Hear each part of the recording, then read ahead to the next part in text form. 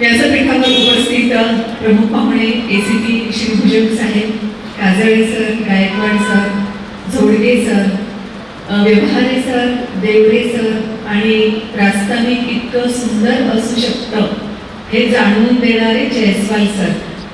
मला खरंच ज्ञान म्हणजे प्रीतीने तर जे सांगितलं त्यानुसार ज्ञानसागर खरंच काय करतं याची पूर्ण कल्पना आली. मागच्या वर्षी सुद्धा मी या कार्यक्रमाला होते त्यामुळे मला त्याबद्दल माहीत होतंच. आणि काजळे सरांनी जेव्हा पुन्हा याही वर्षी बोलवलं म्हटलं की अकॅडमी जर इतकी चांगली असेल तर मला यायला नक्कीच आवडेल. ज्या पद्धतीनं जयस्वाल सरांनी संपूर्ण टीचिंग टीमचं आणि नॉन टीचिंग टीमचं इंट्रोडक्शन करून दिलं, सर तुमची ती पद्धत सुद्धा मला खूप आवडली. म्हणजे सगळ्यांच्या समोर आणि प्रीतीने जसं सांगितलं की वेगवेगळ्या कल्पना इथे येतात त्या डेफिनेटली अशा पद्धतीच्या येतात. कारण इंट्रोडक्शन खूप ठिकाणचं वेगवेगळ्या पद्धतीचं पाहिलंय, पण इतक्या सुंदर इंट्रोडक्शन मी इथे पाहिलं जे मला खरंच मनापासून आवडलं. सत्कारमूर्ती प्रीती, आपण सर्व सत्कारमूर्ती सगळे विद्यार्थी, आपल्या लेकरांचा कौतुक सोहळा पाहण्यासाठी आलेले सर्व पालक आणि आपल्याही लेकरांना आणखी 2-3 वर्षांनी अशाच पद्धतीच्या सत्काराला सामोरं जायचंय हे स्वप्न डोळ्यात घेऊन आलेले सगळे पालक, त्यांचेही पालक आणि सगळे विद्यार्थी, आपल्या सगळ्यांनाच माझा नमस्कार. काही गोष्टी अँकरिंग पासून तर जयस्वाल सरांच्या बोलण्यापर्यंत खरंच खूप महत्त्वाच्या आलेल्या आहेत. त्यातल्याच काही बाबी मी वेगळ्याने आपल्याला सांगणार आहे. जेव्हा आपण या स्पर्धेमध्ये उतरतो करिअरच्या संदर्भामध्ये, तेव्हा एकंदरीतच आपला दृष्टिकोन कसा आहे ते बघणं खूप महत्त्वाचं असतं. आणि हा दृष्टिकोन फक्त करिअरच्या स्टेजवरच खूप महत्त्वाचा ठरतो असं नाही, तर आयुष्यभर हा दृष्टिकोन आपला पाठपुरावा करत असतो. आणि हा दृष्टिकोन आपण कसा ठेवतो त्यावर आपलं सगळं संपूर्ण आयुष्य खरंच सुखी समाधानी होणार आहे का हे अवलंबून असतं. त्याच्यामुळे या काही बाबी फक्त विद्यार्थ्यांनाच नव्हे तर पालकांना सुद्धा त्यांच्या आयुष्यामध्ये उपयोगी आणता येतील याची मला पूर्ण खात्री आहे. दृष्टिकोन कशा पद्धतीनं खरंच एखादं आयुष्य घडवू शकतो किंवा जयस्वाल सरांच्या शब्दात सांगायचं तर बिघडवू शकतो, ते ह्या 3 मुलांच्या उदाहरणावरून आपल्या लक्षात येईल. ही 3 मुलं खरं तर त्यांचं वय शाळेमध्ये जाण्याचं, पण परिस्थिती अशी की शाळेत जाणं शक्य नाही, उलट आई वडिलांसोबत कामावर जावं लागतं. पण एकदा त्यांच्या लक्षात आलं की नेहमीच जिथे वेगवेगळ्या कार्यक्रमांसाठी मंडप टाकले जातात तिथे यावेळेस काही वेगळ्याच पद्धतीचा मंडप टाकला जातोय. आणि चर्चा अशी आहे की यावेळेस तर तिथे खूपच वेगळे मोठे लोक येणार आहेत. आता ह्या 3 छोट्याशा मुलांना सुद्धा कुतूहल की आतापर्यंत या कार्यक्रमात बरेच लोक येता जाताना आपण पाहिले, पण आजच्या या कार्यक्रमाला येणारे लोक मात्र फारच विशेष आणि खूपच मोठे आहेत असं त्यांच्या लक्षात आलं.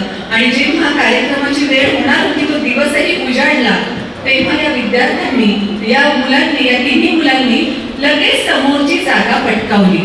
कारण त्यांना कुतूहल होतं की हे मोठे लोक असतात कसे, दिसतात कसे, बोलतात कसे, हे सगळं जवळून पाहता यावं. त्याच्यामुळे अगदी फ्रंट सीटवर हे 3ही मुलं बसले. कार्यक्रमचा दिवस जरी तो असला तरी कार्यक्रम सुरू होण्यासाठी अजून अवधी होता. हळूहळू लोक यायला लागले, तो सभामंडप भरायला लागला. त्यानंतर व्यासपीठावरचेही लोक हळूहळू यायला लागले आणि ही 3 मुलं अगदी कुतूहलानं सगळ्यांना बघत होते. आणि आता ते कोणीतरी फार मोठे लोक येणार हे त्यांच्या नजरेमध्ये दिसत होतं. ते सगळं कुतूहल होतं. तेवढ्यात त्यांच्या लक्षात आलं की कोणीतरी आपल्याच जवळ येऊन थांबलंय. बघितलं तर लक्षात आलं की अगदी सूट बुटातले काही लोक आहेत. त्यातल्या एका माणसाने या 3ही मुलांना खूप अपमानित केलं. म्हणजे तुमची लायकी आहे का इथे येण्याची, बाहेर जा वगैरे अशा पद्धतीनं बरंच काय त्यांना अपमानित केलं. आणि या 3घांनाही सभा मंडपाच्या बाहेर घालवून दिलं. आणि बाहेर जात असताना ह्या मुलांच्या लक्षात आलं की आपल्याला जेव्हा घालवून देत आहे तेव्हा आपण ज्या सीटवर बसलो होतो तिथे आता काही सुटापुटातली मंडळी बसलेली आहे. दृष्टिकोन कसा महत्वाचा असतो बघा. सेम अपमानित अगदी 3ही मुलांना सेम पद्धतीनं करण्यात आलेलं होतं. जे घडलं ते 3घांच्याही बाबतीत अगदी सेम होतं. पण तरी सुद्धा जी घटना आपल्या आयुष्यात आपल्या वाट्याला आलेली आहे त्या घटनेकडे पाहण्याचा 3घांचा दृष्टिकोन खूप वेगळा होता. जेव्हा असं घडलं तेव्हा एका मुलाच्या लक्षात असं आलं की अच्छा, म्हणजे सुटा बुटामध्ये आपण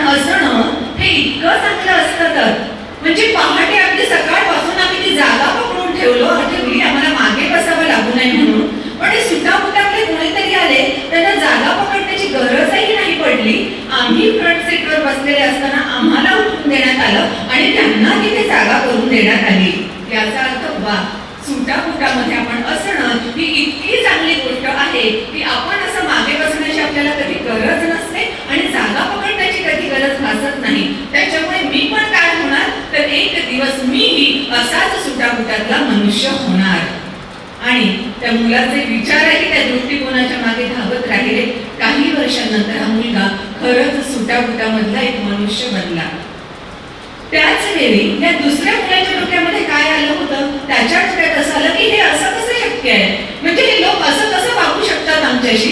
अगदी सकाळपासून आम्ही समोर येऊन जागा धरून ठेवली होती आणि हे कोणीतरी दीडशाने सुटाफुटातले लोक येतात, त्यांच्यासाठी आम्हाला उठवलं जातं, सभामंडपाच्या बाहेर घालवलं जातं आणि आमची जागा त्यांना दिली जाते. हे अजिबात योग्य नाही. समाजामध्ये न्याय असला पाहिजे, समाजामध्ये फर्स्ट कम फर्स्ट सर्व वगैरे वगैरे वगैरे सगळं असलं पाहिजे. हे या दुसऱ्या मुलाच्या डोक्यामध्ये आलं आणि तो एक खूप मोठा सामाजिक कार्यकर्ता बनला. पण त्याच वेळेस या तिसऱ्या मुलाच्या डोक्यामध्ये काय येत होतं, त्या घटनेकडे पाहण्याचा किंवा त्या अपमानाकडे पाहण्याचा या तिसऱ्या मुलाचा दृष्टिकोन काय होता. त्याच्या डोक्यात हे असं आलं की हे ना, हे असे फाटके कपडे सगळे माझ्या अंगावर, 8-10 दिवसापासून आंघोळ करण्यासाठी मला शक्य झालेलं नाहीये आणि असा मी त्या समोरच्या खुर्चीवर बसल्यावर कोणी पण माझा अपमानच करणार ना. आणि माझं दुर्दैव असं की मी अशा आईबापांच्या पोटी आलो आहे की ते सुद्धा माझ्या आयुष्याला काहीही हातभार लावू शकणार नाही. आयुष्यभर माझा असा अपमान होतच राहणार आहे आणि असाच अपमान मला आयुष्यभर सहन करावा लागेल. तुम्हाला काय वाटतं, हा मनुष्य, हा मुलगा मोठा होऊन काय झाला असेल? तो तेच झाला जे त्यानं लहानपणी डोक्यात विचार घेतला होता किंवा दृष्टिकोन घेतला होता की खरंच त्याचं आयुष्य तसंच फाटकं राहिलं आणि वेळोवेळी त्याला तशाच अपमानांना सामोरं जावं लागलं. त्याच्यामुळेच आपण जी कोणती गोष्ट करत असतो, सध्या पुरतं बघायचं झालं तर तुम्हाला या स्पर्धेमध्ये जे उतरायचं आहे, करिअर स्वतःचं जे घडवायचं आहे, त्याकडे पाहण्याचा तुमचा दृष्टिकोन कसा आहे हा खूप महत्वाचा भाग ठरणार आहे. त्यामुळे आपला दृष्टिकोन खूप पॉझिटिव्ह असणं आणि योग्य ठेवणं आपण दृष्टिकोन, ही बाब अतिशय महत्वाची ठरते. दृष्टिकोन आणि विचार दोन्हीही एका म्हणजे हातात हात घालून येतात असं म्हणायला हरकत नाही. कारण जसा दृष्टिकोन असतो तसे विचार डोक्यात येतात आणि जसे विचार डोक्यात येतात तसाच पुन्हा आपला दृष्टिकोन घडत जातो. म्हणजे विचारांचं आणि दृष्टिकोनाचं जर वाईट अर्थाने ते गेलं तर एक विशेष सर्कल आहे असं आपल्याला म्हणता येऊ शकतं. म्हणून अगोदरच आपण दृष्टिकोन व्यवस्थित ठेवला आणि त्यासोबतच आपल्या डोक्यात विचार कोणते येत आहेत त्या विचारांवरही जर व्यवस्थितरित्या नियंत्रण ठेवलं तर ती बाजू आपल्यासाठी खूप सशक्त ठरते, सकारात्मक ठरते. सर्वसाधारणपणे असं सांगितलं जातं की दिवसभरामध्ये आपल्या डोक्यात किमान 60,000 विचार येतात. दुर्दैव असं आहे की या 60,000 विचारांपैकी मॅक्सिमम विचार हे निगेटिव्ह असतात. म्हणून तुम्ही सुद्धा ऑब्झर्व केलेलं असेल की एखादी जर वाईट घटना घडली किंवा आपली मैत्रीण, आपण तिच्याशी बोलण्याचा प्रयत्न केला आणि तिने बघून न बघितल्यासारखं केलं असं आपल्याला जाणवलं तर आपल्याला फक्त तेवढ्या पुरतीच निगेटिव्हिटी राहते का? अजिबात नाही. लगेच ती मागे कशी वागली होती, त्याच्याही अगोदर कशी वागली होती, लगेच मग ती पण कशी वागली होती, तो पण कसा वागला होता, आई पण मला कधी कशी म्हणते वगैरे वगैरे. निगेटिव्ह सर्कल एकदा सुरू झालं की ते अजिबात थांबत नाही. पण जेव्हा आपल्याला हे माहीत असेल की खरंच निगेटिव्हिटीलाच अट्रॅक्ट करते, तेव्हा ही निगेटिव्हिटी डोक्यात आली की इमिजिएटली अलर्ट राहून तिला तसंच पास ऑन होऊ देणं हे आपल्यासाठी खूप महत्वाचं ठरतं. तुमच्या बाबतीत कधी झालं असेल असं की तुम्ही अभ्यासासाठी एक पुस्तक, आपण गृहीत धरूया की आपल्याला फिजिक्सचा अभ्यास करायचा होता, डोक्यात आपल्या हे होतं की फिजिक्सचं बुक काढूया आणि वाचायला सुरुवात करूया. फिजिक्सचं बुक म्हणून तुम्ही काढलं आणि हातामध्ये लक्षात आलं, घेतल्यानंतर की अरे फिजिक्सचं नाही, केमिस्ट्रीचं बुक आहे. काय करता तुम्ही? सिंपल, ते फिजिक्सचं जिथे होतं तिथे ठेवून देतात, केमिस्ट्रीचं पुन्हा काढतात आणि वाचायला सुरुवात करतात. बरोबर? त्याच पद्धतीनं तितक्या सहजपणानं या निगेटिव्ह विचारांना पास ऑन होऊ देणं सुद्धा आपल्याला शक्य ठरतं. फक्त थोडंसं आपल्याला त्यासाठी अलर्ट राहावं लागतं. निगेटिव्ह थॉट्स आपल्या डोक्यात येत आहेत हे लक्षात घ्यावं लागतं आणि ताबडतोब ते सर्कल तिथे थांबवून लगेच एखादा पॉझिटिव्ह थॉट आपल्याला डोक्यात घ्यावा लागतो.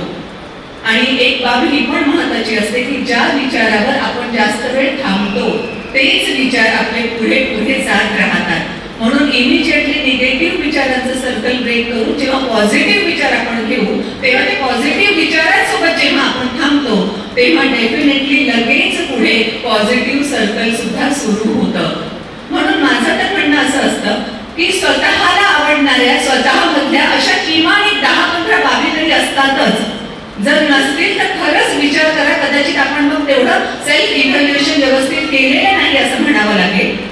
आपल्याला स्वतःतल्या आवडणाऱ्या ह्या 10-15 बाबी लिहूनच ठेवू शकता तुम्ही. आणि जेव्हा थोडंसं लो फील होईल, जेव्हा थोडीशी निगेटिव्हिटी वाढते आहे हे लक्षात येईल, तेव्हा जर तुम्ही ते सगळं बघितलं किंवा अशा काही वेगळ्या कार्यक्रमांचे फोटो असतील जिथे तुमचा आज जसा सत्कार होणार आहे तसे सत्कार झालेले असतील, तसे फोटो काही दृष्टी घालून घातले तर डेफिनेटली यस मी ती आहे किंवा मी तो आहे असं म्हणून पुन्हा एकदा स्वतःचीच शाबासकीची थाप आपण स्वतःच्या पाठीवर देऊ शकतो. आणि तिथून पुढे आपलं सकारात्मक विचारांचं सर्कल पुन्हा एकदा सुरू होऊ शकतं.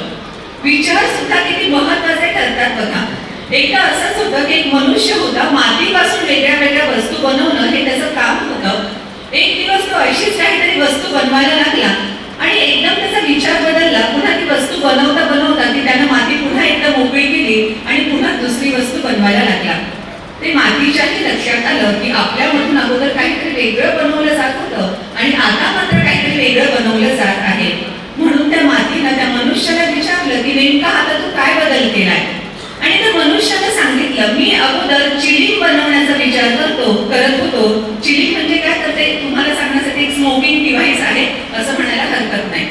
सो मी अगोदर चिलिंग बनवत होतो, पण नंतर माझ्या लक्षात आलं की आता उन्हाळा जवळ येतोय, त्याच्यामुळे लोकांना मटक्याची माठांची गरज असणार आहे. म्हणून मी आता छोटे मोठे असे सगळ्या वेगवेगळ्या प्रकारचे मटके माठ तुझ्यामधून बनवत आहे. आणि त्यावेळेस या मातीनं त्या मनुष्याला जे उत्तर दिलं ना ते आपल्या सगळ्यांसाठी खूप महत्वाचं आहे. त्या मातीने त्या मनुष्याला म्हटलं की हे मनुष्य तू अगर चिलिंग बनाता तो मैं खुद भी गर्म रहती औरों को भी गर्माहट देती, पर क्योंकि अब तू मटका बना रहा है मैं भी शीतल रहूंगी औरों को भी शीतलता दूंगी. हे मनुष्य तूने तेरी सोच क्या बदली, मेरी तो जिंदगी बदल गई.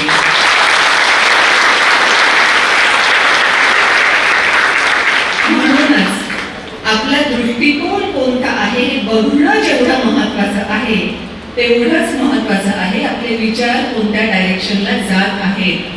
आणि जर ज्ञानसागर करिअर इन्स्टिट्यूट मधले असे सगळेजण तुमच्या सोबत असतील, म्हणजे प्रीतीनं सांगितलं की तिच्या वडिलांना सुद्धा तेवढा हक्क होता की म्हणजे विद्यार्थ्यांचं कारण असणं हे सुद्धा किती महत्वाचं आहे.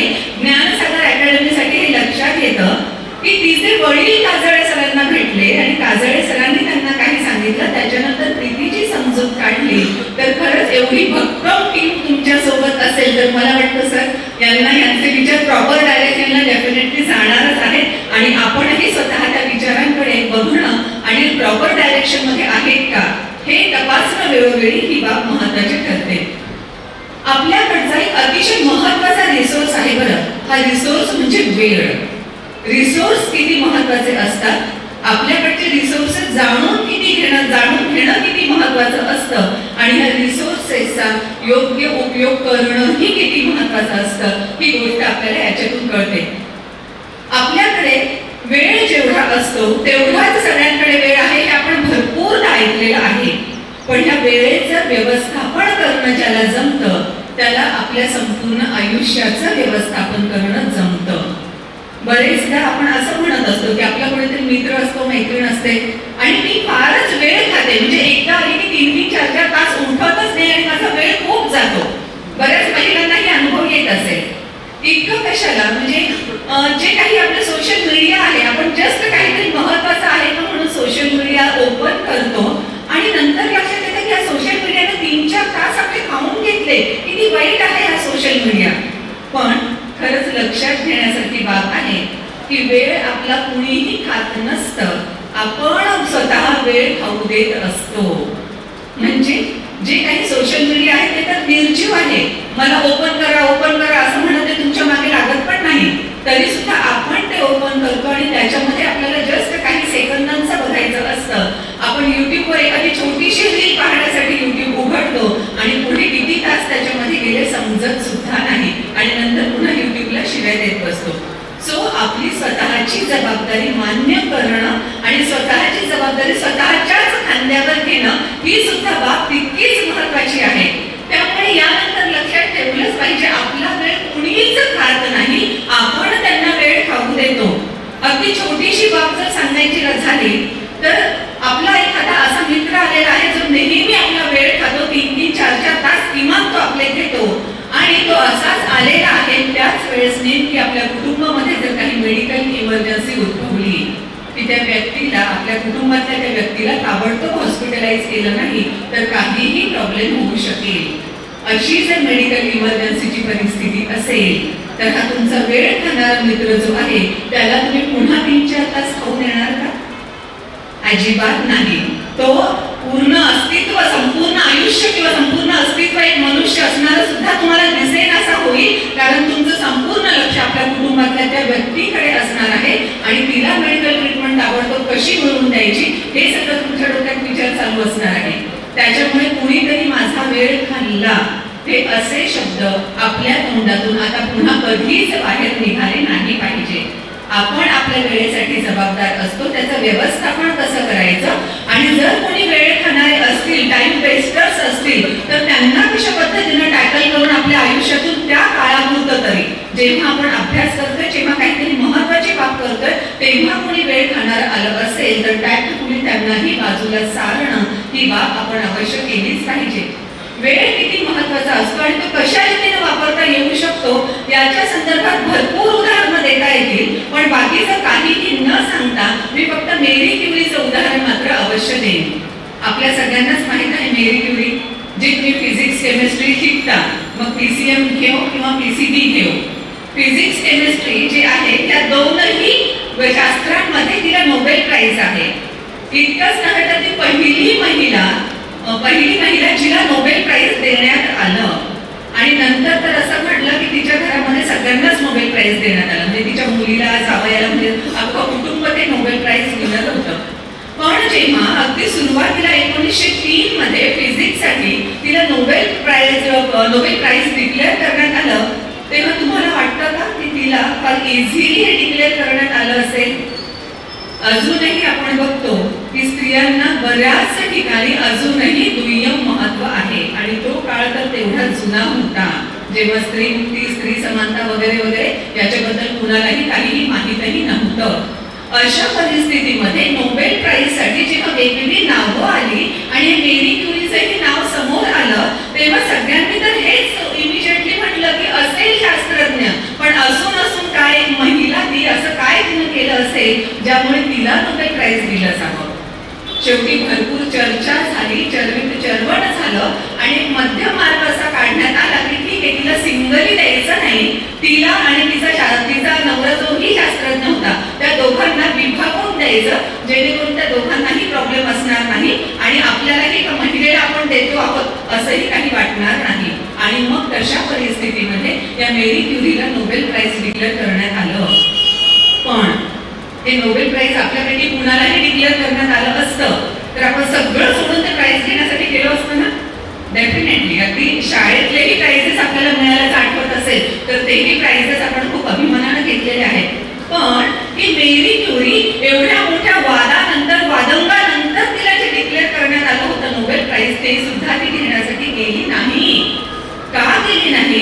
लोक काय म्हणतील, अडेल तर तू म्हणतील, तिला नोबेल प्राइजची काही महत्व नाही म्हणतील वगैरे वगैरे, जे काय म्हणतील ते पेपरमध्ये तेव्हाही त्या विरोधात भरपूर छापून येत होतं, पण तरी सुद्धा ही नोबेल प्राइज घेण्यासाठी गेली नाही, कारण ती तिच्या विचारांवर ठाम होती आणि तिचं म्हणणं असं होतं की नोबेल प्राइज घेण्यासाठी मला जिथे कुठे जायचं आहे तिथे पोहोचण्यासाठी 3 दिवस आणि 2 रात्री लागतात आणि एवढा माझा संशोधनातला वेळ मी प्रवासात देणार नाही. वेळेचं महत्व. आणि आता खरंच आपण आपल्याकडे बघितलं पाहिजे की आपला वेळ आपण तेवढ्या मायन्यूटली विचार तरी करतो का वेळेचा. म्हणजे आला वेळ गेला वेळ त्या पद्धतीनं कोणीतरी आला त्याच्याशी गप्पा मारत बसलो, काहीतरी आपण सोशल मीडिया उघडला, पुढे सुरू झालं तर किती वेळ गेला कळलं सुद्धा नाही वगैरे वगैरे असं जर करणार असू तर डेफिनेटली यश आपल्या जवळ येण्यापासूनही थोडं लांब राहिलेलं असेल. म्हणून यानंतर आपण ती पण बाब अवश्य केली पाहिजे की आपल्या वेळेचं मॅनेजमेंट परफेक्ट आपल्याला जमलं पाहिजे, जेणेकरून त्याचा आपल्या अभ्यासासाठी फार व्यवस्थितरित्या उपयोग करून घेण्यात येईल. खरं तर अभ्यास कसा करायचा, काय करायचा या संदर्भातही वेगळ्या वेगळ्या सगळ्या टिप्स ट्रिक्स तुम्हाला तुमच्या क्लासेसमध्ये दिल्या जातीलच. पण तरी सुद्धा अगदी सुरुवातीपासून जेव्हा मला माहीतही नव्हते की अभ्यासाचे असे काही टेक्निक्स होते, म्हणजे अगदी माझ्या स्कूलपासून हे काहीही माहीत नसताना मी ज्या पद्धतीने अभ्यास केला आणि आता YouTube साठी जेव्हा पुन्हा वेगळा अभ्यास करते तेव्हा लक्षात येतं की ओके आपण तेव्हा जे सगळं करत होतो ते या टेक्निक मध्ये बसतं. तर सो तसेच काही जे प्रूव्ह करेक्ट असं म्हटलं जाऊ शकतं की तेच माझ्या अनुभवातून आलेले सगळे टेक्निक्स मी तुम्हाला सांगणार आहे, ज्याला आता या आधुनिक युगामध्ये कन्सेप्च्युअल नेम सुद्धा आहे. सो सगळ्यात महत्त्वाचं जे आहे ना, जसं बोलताना सरांनी सांगितलं की केमिस्ट्री बऱ्याच जणांना अवघड जातं. सगळ्यात पहिल्यांदा एक गोष्ट लक्षात घेऊन टाका की कोणतीच गोष्ट अवघड अजिबात नसते, बिलकुल नसते. जर केमिस्ट्री हा विषय खरंच अवघड असला असता तर मेरी क्युरीला सुद्धा केमिस्ट्रीमध्ये नोबेल प्राइज मिळण्यासारखं काही घडलं नसतं. तिनं सुद्धा तो केमिस्ट्री विषय सोडून दिला असता. आपला पुन्हा तोच मुद्दा येतो, आपला त्या विषयाकडे पाहण्याचा दृष्टिकोन कसा आहे ते महत्वाचं आहे. लहानपणी किंवा आपल्या अवतीभोवतीच्या कोणीतरी आपल्या डोक्यात बोलता बोलता घातलं असेल केमिस्ट्री ना फार बोरिंग आहे, केमिस्ट्री ना फार अवघड आहे, आणि कदाचित आपल्या अंतर्गत मनाने आपल्या सबकॉन्शियस माइंडनं तेच कॅच केलं आणि आता आपणही म्हणतो की केमिस्ट्री खूप हार्ड आहे, मॅथ्स खूप हार्ड आहे वगैरे वगैरे. तर तसं काहीही नसतं. कारण जर केमिस्ट्री मॅथ्स असा कोणताही विषय तुम्हाला जो तुमच्या डोक्यात अवघड आहे असं वाटतं तर तुम्ही जर डोळे उघडून बाहेर बघाल तर लक्षात येईल त्याच विषयामध्ये कुणाला तरी गोल्ड मेडल मिळालेलं आहे, त्याच विषयामध्ये कुणाला तरी आउट ऑफ मार्क्स मिळालेले आहेत. याचाच अर्थ जर तो एक विषय कुणाला इतके मार्क्स मिळवून देतो आणि आपल्याला अगदी खाली आणतो तर याचा अर्थ आपलं कदाचित स्टडी कशा पद्धतीनं करायचं हे चुकतं आहे किंवा आपला त्या विषयाकडे पाहण्याचा दृष्टिकोन चुकतो आहे, हे लक्षात घ्यावं लागेल. आणि त्याबद्दलचा दृष्टिकोन जर सुधारला आणि पुढेही मी ज्या काही ट्रिक्स म्हणूया त्याला ट्रिक्स देणार आहे त्या पद्धतीने जर अभ्यास केला तर डेफिनेटली त्याचा उपयोग तुम्हाला होऊ शकतो. या सो कॉल्ड अवघड विषयासंदर्भातही आपल्याकडे उपाय आहे. एक तर दृष्टिकोन बदलायचा आहे तर मी सांगितलंच, पण आणखी एक महत्वाची बाब करता येण्यासारखी असते. अल्बर्ट नावाचा एक छोटासा मुलगा होता शाळेमध्ये जाणारा, आणि त्याला सुद्धा एक विषय खूप अवघड वाटायचा. पण त्या अवघड विषयाचा अभ्यास करणं तर गरजेचं आहे, म्हणून मग त्यानं असं ठरवलं की हा विषय अवघड आहे ना, म्हणून बाकीच्या माझ्या आवडीच्या विषयांना मी तासनतास अभ्यास करत असेल तर या अवघड विषयाचा मात्र मी फक्त दररोज 5 मिनिट अभ्यास करेन, 5 मिनिटापेक्षा एकही मिनिट मी जास्त अभ्यास करणार नाही. आणि ह्या अल्बर्टने त्या नावडत्या अवघड विषयाचा खरंच 5 मिनिट अभ्यास करायला सुरुवात केली आणि डे बाय डे आपण जसं म्हणतो थेंबे थेंबे तळे साचे त्या पद्धतीनं 5-5 मिनिट दररोज अभ्यास करून त्या विषयाचा अभ्यास त्याचा एवढा छान झाला की नंतर त्याच्या असं लक्षात आलं जेव्हा परीक्षा झाली त्या विषयाची, पेपर अतिशय सोपा दिला आणि त्या विषयानं आपल्याला मार्क्सही खूप छान दिले. अशाच रीतीनं हा छोटासा अल्बर्ट, नंतर अल्बर्ट एलिस म्हणून आपण त्यांना ओळखतो, जे मानसशास्त्रज्ञ आहेत, मानसशास्त्रज्ञ होते आणि संपूर्ण जगभर त्यांचं नावलौकिक झालेलं आहे. सो याला त्यांनी 5 मिनिट्स थिअरी असं म्हटलेलं आहे. म्हणून जर अवघड विषय असेल अगदी त्याला तुम्ही 5 मिनिट देऊन चालणार नाही, पण इतर विषयांच्या कंपॅरेटिव्हली थोडा कमी वेळ दिला सुरुवातीला तरी सुद्धा चालेल, पण नंतर मात्र ऑटोमॅटिकली त्याच्यामध्ये आपल्याला गोडी आवड निर्माण होते आणि त्याच पद्धतीने आपण पुढे सुद्धा त्याचा अभ्यास करू शकतो. सो ही 5 मिनिट्स थिअरी खूप महत्वाची ठरते. नंतर इथं आपण अभ्यासाची पद्धत कशा पद्धतीने असते, म्हणजे अभ्यासाच्या काही स्मार्ट टिप्स असतात. मग अशा पद्धतीनं अभ्यास करत असताना पोमोडोरो टेक्निक एक आहे की आपण सलग काही तास अभ्यास करण्याच्या ऐवजी, कदाचित तुमचा पण अनुभव असेल की एखादा विषय आज मला हा संपवायचाच आहे म्हणून आपण त्या विषयाचा तासनतास अभ्यास करतो आणि नंतर असं लक्षात येतं की आपल्याला एवढा मेंटल फटीग आला आहे की पुढचे 2 दिवस आता आपण अभ्यास हातही लावू शकत नाही.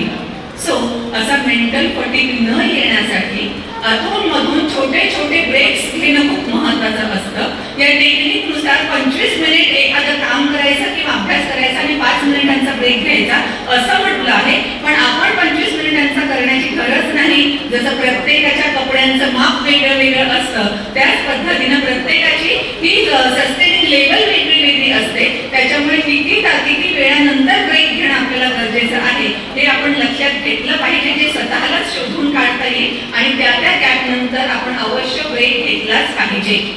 तिसरा एक महत्त्वाचा प्रकार येतो तो म्हणजे पॉवर नॅप.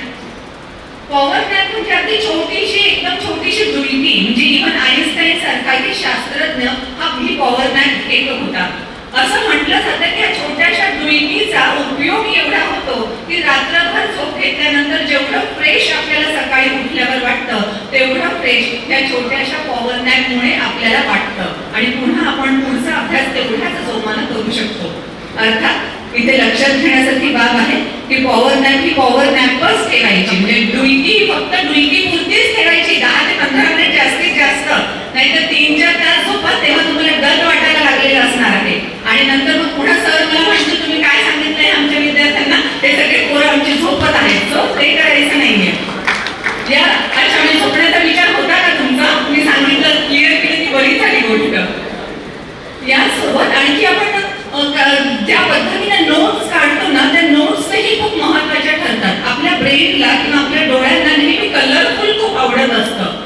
जेव्हा तुम्ही नोट्स काढाल तेव्हा कलरफुल नोट्स काढणं खूप गरजेचं आहे, जेणेकरून ते सगळे कलर्स आपल्या डोळ्यामध्ये राहतात आणि जेव्हा प्रत्यक्ष आपण पेपरही सॉल्व्ह करत असतो किंवा काही आपल्याला गोष्टी आठवायच्या असतात तेव्हा या सगळ्या कलर्समुळे आपल्या मेमरीमध्ये ते लक्षात राहिलेलं असतं आणि लगेच आपल्याला ते आठवतं सुद्धा. ऍक्टिव्ह रिकॉल हा सुद्धा एक तसाच प्रकार आहे. लहानपणापासून माझी ती सवय राहिलेली आहे आणि इव्हन आता सुद्धा. जे जयस्वाल सरांनी सांगितलं की अभ्यासाबद्दल सुद्धा बऱ्याच जणांना आता इथे काय करायचंय, फक्त अभ्यास अभ्यास आणि अभ्यासच करायचा आहे. लक्षात घ्या, तुम्हाला अभ्यास फक्त करिअर पर्यंत पोहोचण्यासाठीच करावा लागतो असं अजिबात नाही. त्याच्यामुळे जेवढ्या लवकर तुम्ही अभ्यासाशी मैत्री करून घ्याल तेवढ्या लवकर तुम्ही सुखी व्हाल.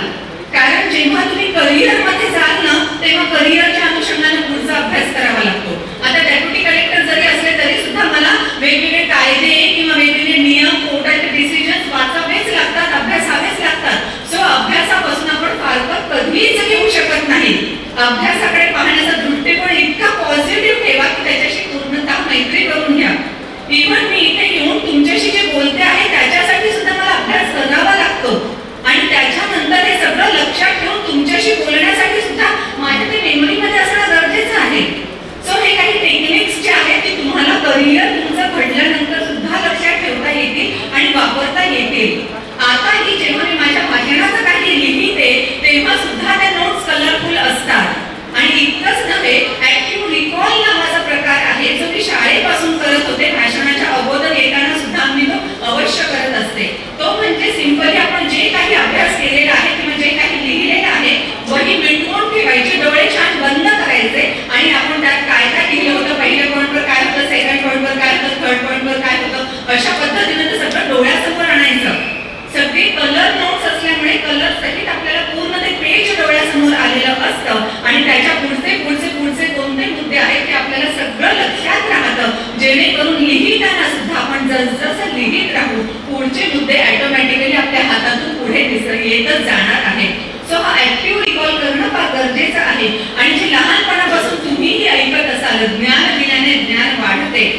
एखादा विषय अवघड वाटतो किंवा एखादा टॉपिक अवघड आहे असं जर वाटत असेल तर डेफिनेटली तो आणखी आपल्या कोणत्या तरी मित्रमैत्रिणींना वाटत असेल. सो त्या विषयाचं एकत्रित चर्चा करणं महत्वाचं आहे, जेणेकरून कुणाच्या दृष्टीतून सुटलेले मुद्दे दुसऱ्याच्या लक्षात येतील, दुसऱ्याच्या लक्षातून गेलेले मुद्दे तिसऱ्याच्या लक्षात येतील आणि अशा पद्धतीनं आपला अभ्यास अधिक चांगल्या पद्धतीनं होऊ शकतो. आणि ह्या सगळ्यासोबत एक महत्वाची बाब मी तुम्हाला अवश्य सांगेन, ते म्हणजे अभ्यास करत असताना स्वतःची काळजी घेणं सुद्धा तितकंच महत्वाचं आहे.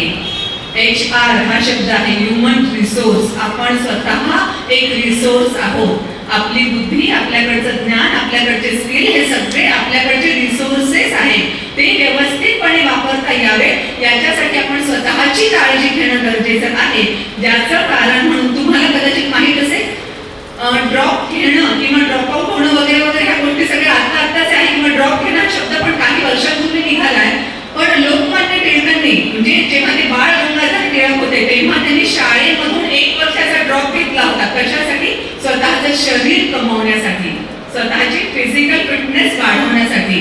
सो आपल्याला आपल्या फिजिकल फिटनेस कडेही लक्ष द्यावं लागेल आणि या फिजिकल फिटनेस मध्येच काही गोष्टी येतात.